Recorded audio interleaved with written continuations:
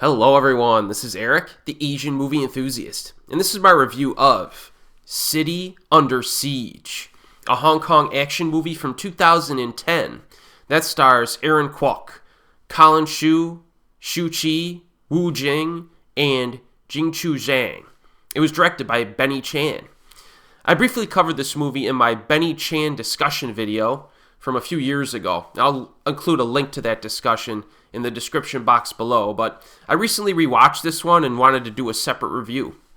So, the plot goes something like this. Many years ago, somewhere in Malaysia, when the Japanese are experimenting on some gases that mutate people, their lab explodes, killing everyone inside. Sonny Lee, played by Aaron Kwok, is the orphaned child of a former knife-throwing master. And following his father's death, he is taken in by his uncle, who allows him to perform as a clown in the circus, since he did not inherit his father's knife-throwing skills. Sonny still wants to be a knife thrower, though.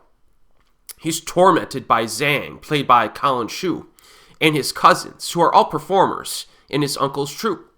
One day, though, Sonny overhears a plan the rest of the troupe are making to explore a cave rumored to be filled with gold. Instead of killing Sonny, they use him as a point man for their expedition. They find crates filled with capsules and force Sonny to open them. And they encounter the aforementioned experimental gases and begin to mutate into superhumans. Now, I need to prepare you for this one if you haven't seen this movie. Movies this stupid do not come around very often, folks. Alright? This is up there with, like, Gen Y Cops at being one of Benny Chan's dumbest movies.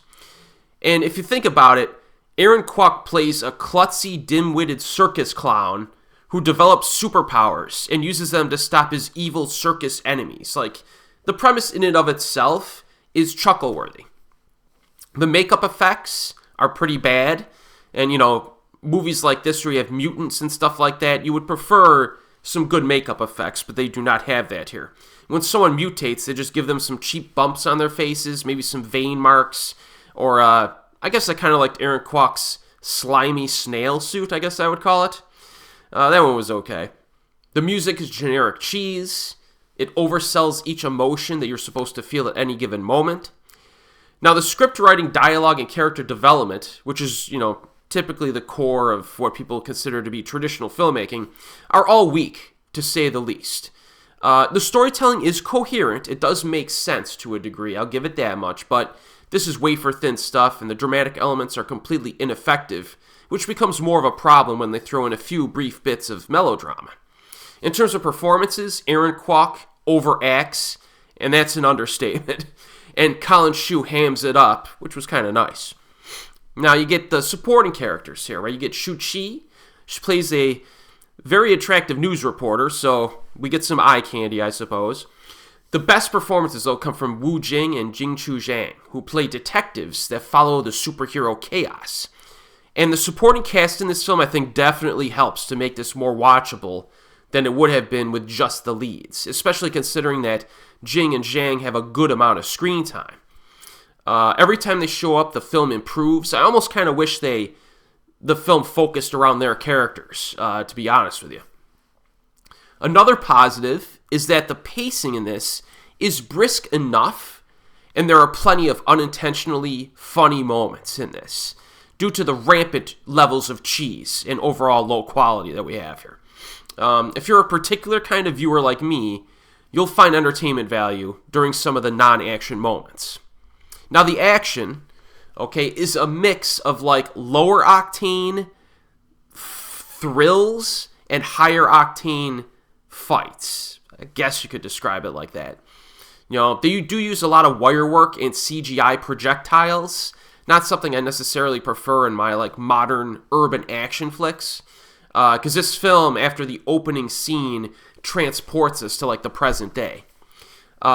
But this is fun to watch, I think, despite being totally ludicrous and even cartoonish at times. We need to remember that this is basically a superhero movie, so you kind of have to go in with that expectation. And the quality of the action does depend on which protagonist is fighting.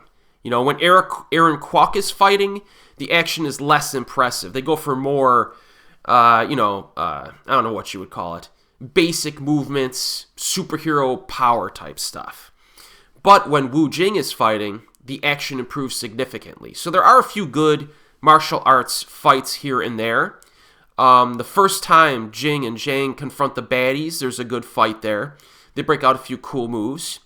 The second big action set piece starts with Collin and Aaron, and then it's kind of just pretty good because it focuses on explosions and fire, but then things improve a lot when Jing and Zhang show up again, so you can see the pattern here.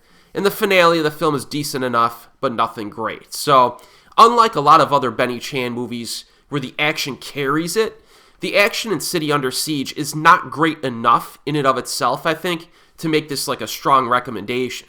So you really need to be a fan of watching like dumb movies in order to extract enough entertainment value out of the non-action stuff to make this worth a watch, I think. The action, I think, is good, but it's not like, it's not one of his best action films. So yeah, so if you like unintentionally funny, brainless action flicks, you may enjoy this. So I guess that's my moderate recommendation for you. Currently available streaming online. It's also on Blu-ray. And as always, folks, I'll see you next time.